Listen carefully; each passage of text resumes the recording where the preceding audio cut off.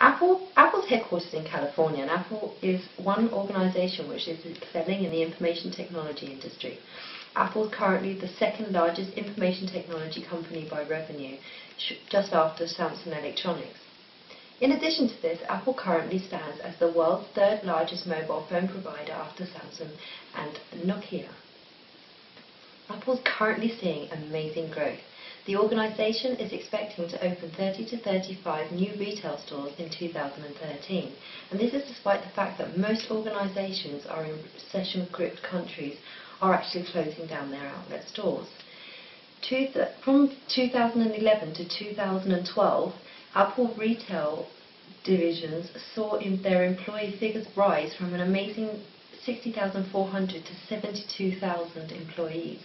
This was the backbone for their success in 2012, and as the average store earnings rose from 43.3 million per year to an impressive 51.5 million in 2012.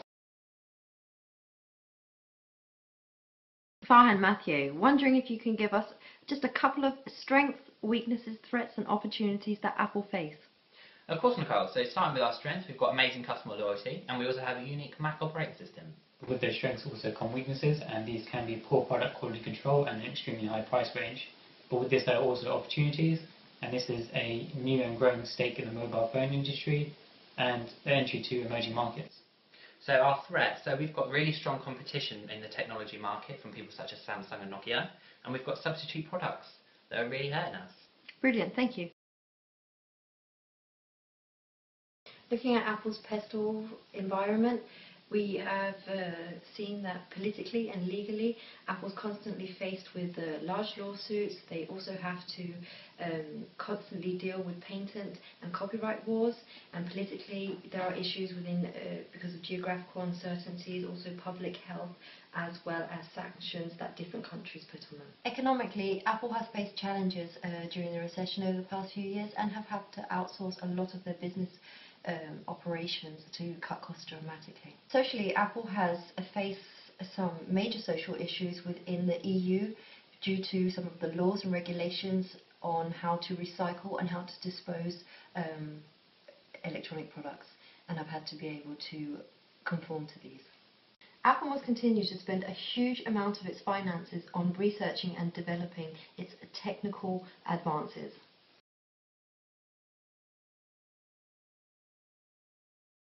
So when we look at the peak and value framework, us as an organisation fall into about 2 of the 4 different modules that are provided. So we fit into the rational goal and the open systems model.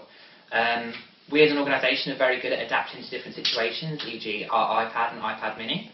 We are currently experiencing growth of around 30%, and our allocation of resources is fantastic, such as our new production plant in Cork, Ireland.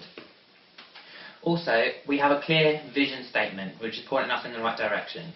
This is achieved by us measuring our productivity, and our productivity has allowed us to gain a greater profit. The Apple operating system is the only real competitor to Microsoft. Extremely difficult for new entrants to come into this sort of industry as they have a lack of capital, and this would mean they would be subject to a lot of patents. There are the threat of substitutes such as IBM, which has released the ThinkPad, Dell, who have diversified their own products, and Samsung, who have released the Samsung Galaxy Tab. Apple makes complex devices. Apple recently refused a contract because of the lack of supplying power. Apple is a very huge company. The threat of existing rivals is increasing. Apple operates in 2 different segments of the market, PC and portable music. Each rival makes products for each part of the market.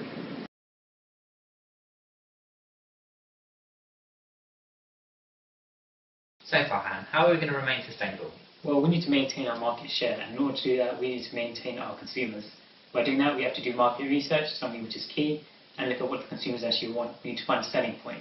We've gone from Retina screens, Retina iPods, Retina iPads to Siri to the 4-inch screen. We need to find the next big thing, which will be the game changer in the market. Pre-2007 iPhone, post-2007 iPhone. We need to utilise the latest technology of what's going on, sensors and eye control.